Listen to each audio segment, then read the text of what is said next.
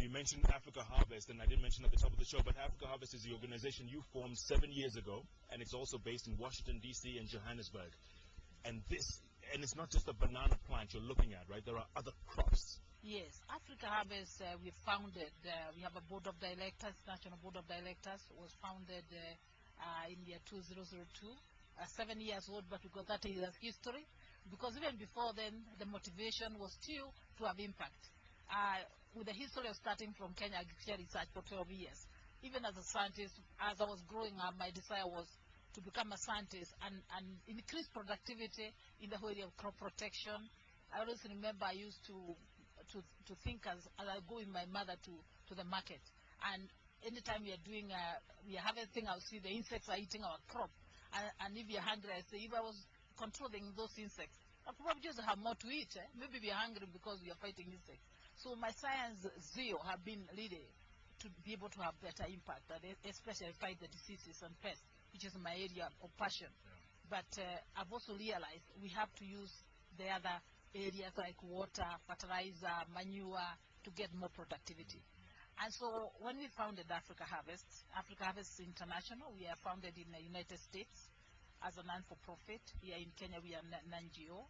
We are also incorporated in South Africa, and we are having satellite offices in other places like Nigeria.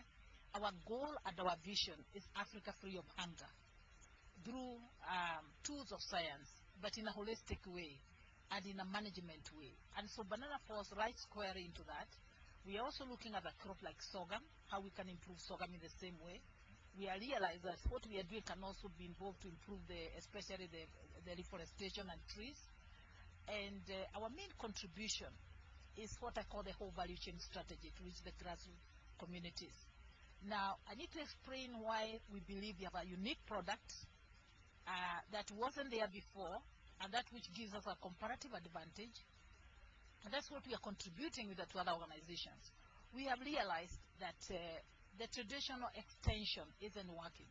When you tell a farmer plant a banana, that's not good enough. You need to stay with them across, and you need to bring something better than what they were doing before. And so the first thing is to look to get this information. We start with information because we're introducing something new. These are bananas from the laboratory. They have never seen them. They look like flowers. In fact, when we first introduced them, the farmers were saying, these look like flowers. You can't get a banana out of this. And you tell them, listen, you're having a 10-kilo banana over 2 years. These ones will produce up to 30 kilos. Okay, and the first time it was pure education, information, losing the fear, explaining, and doing just very good interaction with the farmers and respecting the farmers' knowledge, that the farmers know something, becoming partners with the farmers. The next thing was introducing the farmers to where they can find the seedling, the tissue culture labs, and we are a number of tissue culture labs here in the country. And then after that is good agronomic practice. That's why we partnered with the Kenya Agriculture Research Institute, which is an arm of government. And so we must say that government has been our partner. And Kali helped to do the field evaluation, which varieties are good for which area. We know even with maize, there are some hybrids which are good for high potential areas, low potential areas, some for the coast are the same way. Also, people prefer certain varieties. And also we need to introduce water, manure, post-harvest handling, and then link to the markets, because we need first to market the surplus. And so having that whole value chain is our new product. And we have realized that it doesn't matter how poor the farmers are. It doesn't matter whether the country is that right. We need to stay with them until they succeed. And Africa Harvest is, until the farmer succeeds, we have not succeeded. Succeed in what? In planting, having a better harvest, being able to eat and being able to sell, make some money and reinvest. So what we have now is that because we have brought the whole link, and I must say that in marketing we are partnering with TechnoServe, and the Rockefeller Foundation had funded us almost throughout the 10 years to support this work. What happens is that when we introduce these bananas, because they are uniform, if you plant 100, they all come to flower at the same time. And within a month, that's within a year, you've got 100 ready bananas to sell. You have a problem, you know?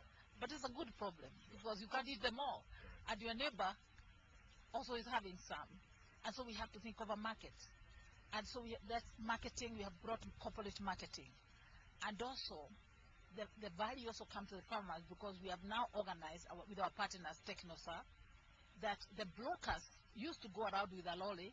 They would tell a farmer, I'll buy this whole bunch for 100 shillings.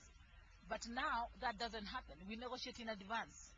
It's 10 kilos, it's 10 shillings per kilo. But they know they'll come to one collection center and they get their 10 tons. So the broker is not running around, they know where to come. And so it's a win for the broker, it's a win for the farmer.